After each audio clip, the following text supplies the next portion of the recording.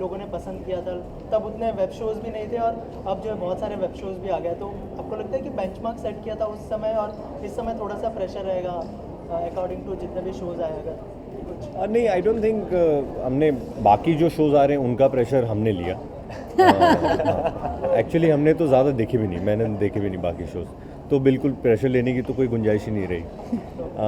But हाँ, हमें ये पता था कि पिछला सीज़न लोगों को बहुत पसंद आया, तो हमें जो भी हम बना रहे थे हमारी कोशिश ये थी कि कहानी उससे कम ना हो, उससे एक 19 ना रह जाए, 21 ही हो, तो वो कोशिश थी।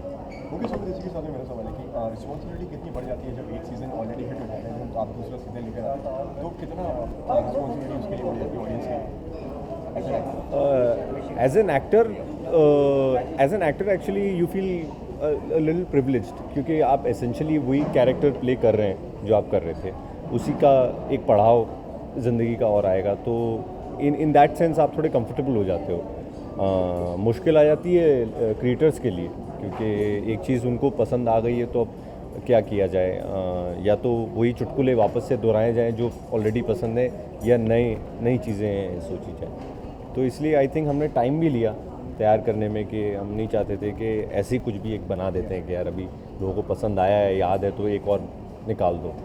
हमने पूरा वो ज़्यादा टाइम ले लिया। अबाउट सीज़न 2, तो आई थिंक थोड़ा सा प्रेशर नहीं, बट थोड़ा सा आपको होता है कि एक बार आपने की चीज़ 2 साल पहले की और वो बहुत पसंद आई लोगों को, स्पेशली फॉर एग्जांपल मेरा कैरेक्टर एक उसका एक अलग है, एक फ़ैन फॉलोइंग है, उसका एक एज ग्रुप भी है, एक तरह का लोग अटैचमेंट रखते हैं उससे, तो वो एक आपको थोड़ा सा प्रेशर आ जाता है कि यार हाँ ये वापस से करना है, so you have to remind yourself कि यार उतना तो करना ही है।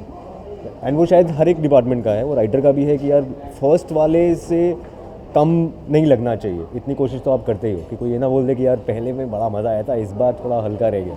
सो आई थिंक वो एक जो भी उस प्रोजेक्ट का पार्ट है वो इस थॉट के साथ आए, एंड वो थॉट अच्छा भी है, because at least that will give you some motivation to work hard. नहीं तो आप तो ऐसे आओगे कि अरे तो मैंने किया हुआ है, मैं आऊँगा, ठीक है, क्या बोलना है बोलूँगा और चला जाऊँगा।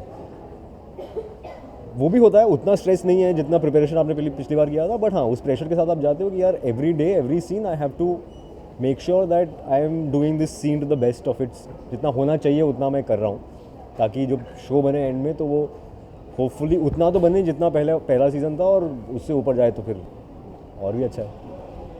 हाँ जी, 4 मोर शोज भी आए थे आपके और इस बार ये कुछ नया जॉनर है और वो भी एक अलग जॉनर था।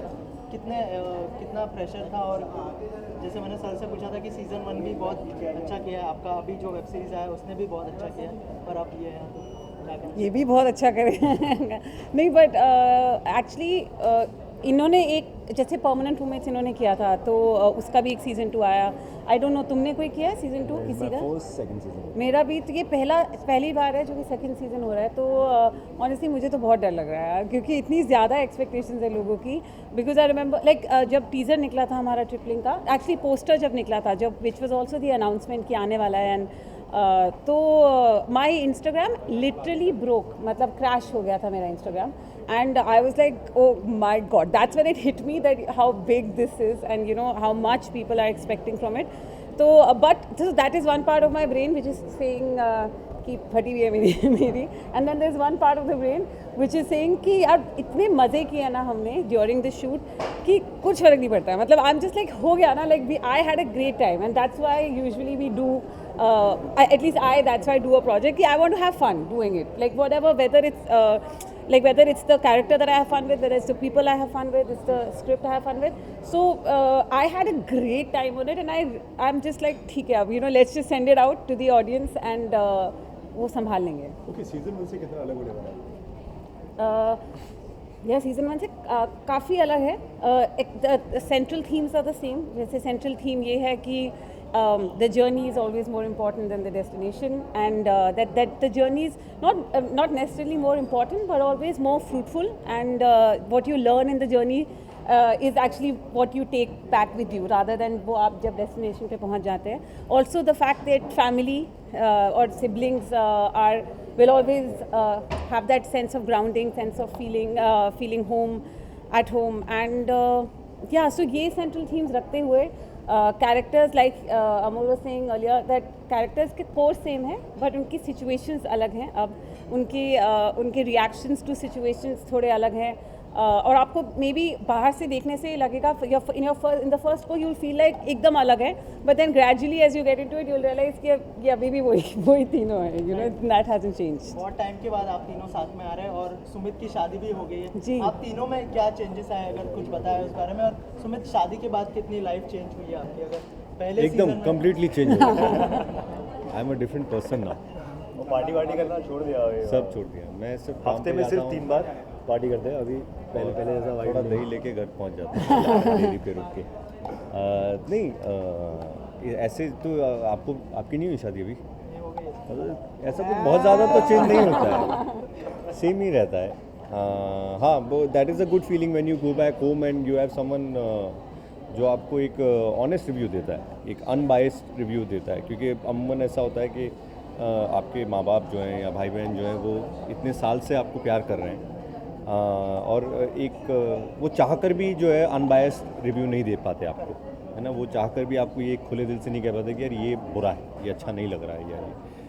तो luckily I have a life partner who is that way very straight.